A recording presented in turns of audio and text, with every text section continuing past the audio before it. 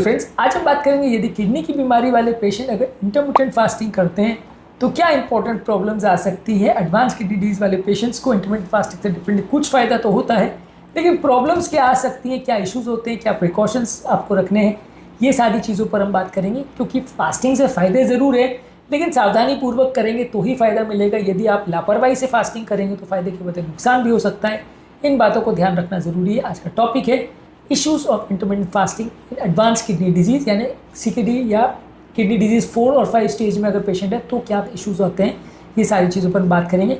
Overall इसमें फ़ायदा ये है कि आपका ब्लड शुगर बेटर होगा, आपका मेटाबॉलिक कंट्रोल बेटर होगा, बॉडी का इन्फ्लेमेशन बेटर होगा, किडनी डिजीज़ के बढ़ने का रिस्क कम होगा। लेकिन नुकसान ये है कि बॉडी डिहाइड्रेट हो सकती है, इलेक्ट्रोलाइट्स का इंबैलेंस हो सकता है, मैल न्यूट्रिशन हो सकता है, बीपी में फ्लक्चुएशन हो सकते हैं। इसलिए एक मॉडिफाइड अप्रोच आप रखेंगे तो ज़्यादा अच्छा है। ये सारे इश्यूज पर आज हम बात करेंगे। टॉपिक पर जाने से पहले जो लोग हमारे चैनल पर नए हैं, रिक्वेस्ट करूंगा चैनल को सब्सक्राइब करें, वीडियोस को लाइक करें, शेयर करें, फॉलो करें, कमेंट करें, पूरा देखें। टॉपिक इंपॉर्टेंट है, इसे एंड तक देखिएगा। चलिए शुरू करते हैं।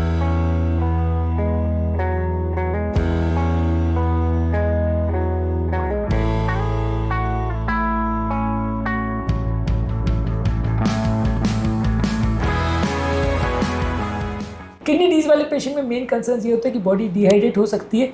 लंबे समय तक डिहाइड्रेशन होने की वजह से आपका ओवरऑल जो है फ्लूइड इंटेक कम हो जाता है फास्टिंग पीरियड में। खासकर अगर आप वाटर रिस्ट्रिक्टेड फास्टिंग जैसे रमजान वगैरह में करते हो, वो अगर कर रहे हो तो और दिक्कत हो जाती है, जिसकी वजह से आपका फ्लूइड बैलेंस बॉडी मेंटेन नहीं कर पाती। खासकर डायलिसिस वाले पेशेंट में इससे डिहाइड्रेशन और ज़्यादा डेंजरस हो जाता है और क्रिएटिनिन वैल्यूज बिगड़ सकते हैं, किडनी फंक्शन बिगड़ सकता है। पानी की ज़्यादा मात्रा लेना ज़रूरी है और पहले से इस बात पर ध्यान देना ज़रूरी है। इसके अलावा कई तरह के इलेक्ट्रोलाइट्स, खासकर सोडियम, पोटेशियम और मैग्नीशियम में गड़बड़ी हो सकती है। किडनी के पेशेंट्स में ऑलरेडी ये इलेक्ट्रोलाइट्स का मैनेजमेंट मुश्किल होता है। बॉडी में इसमें बहुत सारे वेरिएशंस होते हैं क्योंकि इलेक्ट्रोलाइट्स नॉर्मली किडनी द्वारा निकाले जाते हैं, किडनी फेलियर पेशेंट्स में बराबर काम नहीं करते हैं। इसकी वजह से बॉडी में सोडियम, पोटेशियम के लेवल्स में सडन चेंजेस देखने को मिल सकते हैं, जिसकी वजह से बहुत ज़्यादा वीकनेस, चक्कर और हार्ट के प्रॉब्लम्स आ सकते हैं।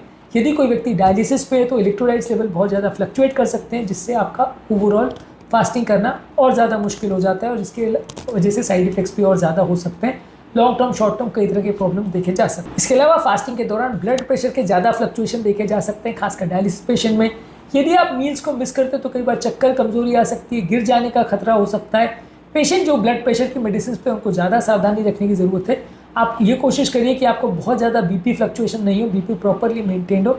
फास्टिंग के पेशेंट में ये थोड़ा इशू हो सकता है, खासकर जो पेशेंट डायलिसिस पे हैं। इसके अलावा आपको थोड़ा मैल न्यूट्रिशन और मसल लॉस का ज़्यादा रिस्क हो सकता है। वैसे ही किडनी डिजीज़ वाले पेशेंट में थोड़ा मसल लॉस ज़्यादा होता है, सार्कोपीनिया ज़्यादा होता है, मसल वेस्टिंग ज़्यादा होती है। लॉन्ग पीरियड्स ऑफ फास्टिंग आप करते हो तो मसल लॉस और वीकनेस और पुअर इम्यूनिटी ज़्यादा देखने को मिलती है। डायलिसिस वाले पेशेंट में ऑलरेडी डेफिशिएंसी होती है, बहुत ज़्यादा प्रोटीन आप ले नहीं सकते, तो वैसे कि इसमें ओवरऑल न्यूट्रिशन भी यदि आप कम करते हो तो मसल लॉस थोड़ा ज़्यादा देखने को मिल सकता है। तो इसके लिए थोड़ा एक्स्ट्रा सावधानी आपको रखनी पड़ेगी। किडनी डिजीज़ वाले पेशेंट में ये भी प्रॉब्लम है कि जहाँ बॉडी का जो डायबिटीज़ का कंट्रोल गड़बड़ा जाता है किडनी डिजीज़ में, जहाँ इंसुलिन का और दवाइयों का प्रॉपर डोजेज मेंटेन कर पाना बड़ा मुश्किल होता है, वहाँ पे यदि आप मील्स को मिस करते हो तो ब्लड शुगर में थोड़ा और ज़्यादा फ्लक्चुएशन देखने को मिलेगा और बॉडी उसको प्रॉपरली हैंडल ना कर पाए, ऐसा हो सकता है। कॉम्प्लिकेशन के रिस्क रेशियो बढ़ सकते हैं। तो अगर आपको डायबिटीज़ का प्रॉब्लम है और साथ में किडनी डिजीज़ है तो ब्लड शुगर के वेरिएशन ज़्यादा देखने को मिल सकते हैं, जो कि कई बार थोड़ा ज़्यादा डेंजरस हो सकता है, नुकसानदायक भी हो सकता है। इस पर भी विशेष ध्यान देना ज़रूरी है। मॉडिफाई कैसे करें इसको सेफ बनाने के लिए? कोशिश करिए कि शॉर्टर ड्यूरेशन फास्टिंग करिए, 12-12 घंटे का इनिशियली फास्टिंग करिए और फिर उसको जब बॉडी एडजस्टेड हो जाए और जब मेटाबॉलिक प्रॉब्लम्स कम हो जाए, कंट्रोल में आना चालू हो जाए, तो 14 घंटे और 16 घंटे पे जाने का कोशिश करिए। लंबे ड्यूरेशन की फास्टिंग जैसे डायरेक्टली 16 घंटे का या 1 मील पर डे, वो सब स्ट्रैटेजी में शुरुआत में मत जाइए। धीरे धीरे करके उसको बढ़ाइए और उस पर थोड़ा ज़्यादा खाने पीने पर भी फोकस करिए कि पेशेंट को क्या खाना है क्या नहीं। हाइड्रेशन पर ज़्यादा फोकस करिए और पेशेंट को पानी, हर्बल टी और इलेक्ट्रोलाइट ड्रिंक्स बीच बीच में लेते रहने को बोलिए। इससे आपका फास्टिंग भी नहीं टूटेगा और बॉडी की पानी की कमी भी नहीं होगी, तो किडनी डिजीज के पेशेंट में, खासकर डायलिसिस पेशेंट में, ज़्यादा प्रॉब्लम नहीं आएगी। स्मॉल फ्रीक्वेंट मील्स लें। ईटिंग विंडो में मसल लॉस नहीं हो, इसके लिए थोड़ी थोड़ी मात्रा में आप खाते रहिए, लेकिन थोड़ी थोड़ी मात्रा में बार बार खाओगे तो कई बार आपका जो पर्पज़ है मेटाबॉलिक सिंड्रोम का कम होने का, वो उतना ठीक नहीं होता। तो इसलिए ये थोड़ा सा डबल एजेड स्वॉर्ड जैसा है कि प्रॉब्लम भी आ सकती है। कोशिश करिए कि आप प्रोटीन को ज़्यादा ध्यान दीजिए और बॉडी का एक्सरसाइज को ज़्यादा ध्यान दीजिए ताकि मसल लॉस बहुत ज़्यादा नहीं हो। प्रॉपर मेडिकल सुपरविजन में ही इसको करें तो ज़्यादा अच्छा है, नहीं तो थोड़ा प्रॉब्लम आ सकती है। खाने पीने में क्या चीज़ें कर सकते हैं, एक तो पानी ज़्यादा लीजिए, खासकर नारियल पानी ले सकते हैं, हर्बल टी ले सकते हैं, सिंपल पानी ज़्यादा मात्रा में ले सकते हैं। नारियल पानी अगर पोटेशियम बहुत ज़्यादा है तो थोड़ा सावधानी पूर्वक लीजिए। इसके अलावा किडनी फ्रेंडली न्यूट्रिएंट डेंस मील प्रोडक्ट्स पर फोकस करिए। कौन कौन सी डाइट है किडनी पेशेंट के लिए ज़्यादा अच्छी, उस पर फोकस करिए और उनको यूज़ करने का ज़्यादा कोशिश करिए। इसके लिए हेल्दी फैट जैसे ऑलिव ऑयल, कोकोनट ऑयल और घी, और मॉडरेट मात्रा में प्रोटीन जैसे कि पनीर, टोफू और फिश ले सकते हैं छोटी मात्रा में। Blood glucose level, blood pressure और इलेक्ट्रोलाइट्स लेवल को रेगुलर बेस पर मॉनिटर करते रहिए। फ्लक्चुएशंस होने पर प्रॉपर दवाइयों को एडजस्ट कराइए। कोशिश करिए कि इनिशियली आप बहुत लॉन्ग फास्टिंग मत करिए। ड्राई फास्टिंग यानी वाटर रिस्ट्रिक्टेड फास्टिंग, इसमें पानी बिल्कुल नहीं जा रहा, वो मत करिए। बहुत ज़्यादा हाई प्रोटीन डाइट मत लीजिए, इससे किडनी पर ज़्यादा स्ट्रेस पड़ेगा।